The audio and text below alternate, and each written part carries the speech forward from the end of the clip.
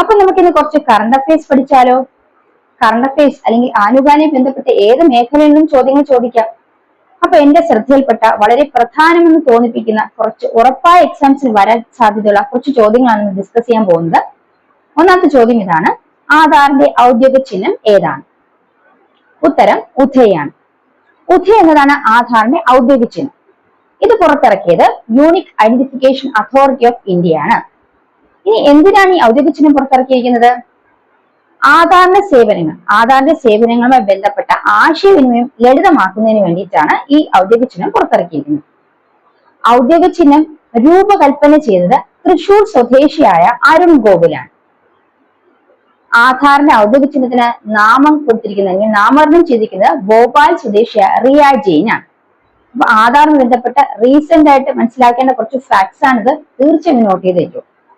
ഇനി 2026 ഹരിവരാസനം പുരസ്കാരം ലഭിച്ചത് ആർക്കാണ്? 2026 ഹരിവരാസനം പുരസ്കാരം ലഭിച്ചത് നാദസ്വര വിദ്വാനായ തിരുമല ജയശങ്കറിനാണ്. എന്നാൽ 2025 ലഭിച്ചത് ആർക്കാണ്? കൈതപ്പുറം ദാമോദരൻ നമ്പൂതിരിക്ക്. എന്നാൽ 2024 ലഭിച്ചത് വീരമണിദാസനാണ്. എന്നാൽ 2023 കൂടെ പഠിച്ചോ, ശ്രീകുമാരൻ തമ്പിക്കാണ് 2023 ഹരിവരാസന പുരസ്കാരം ലഭിച്ചത്. ഇനി മറ്റൊരു ചോദ്യം കൂടെ പഠിച്ചാലോ? കേരള ഹൈക്കോടതി ചീഫ് ജസ്റ്റിസ് ആയ സ്ഥാനം ഏറ്റത് ആരാണ്? കേരളത്തിലെ പുതിയ ഹൈക്കോടതി ചീഫ് ജസ്റ്റിസ് ആരാണ്? സൗമൻ സെൻ ആണ് കേരളത്തിലെ പുതിയ ഹൈക്കോടതി ചീഫ് ജസ്റ്റിസ്.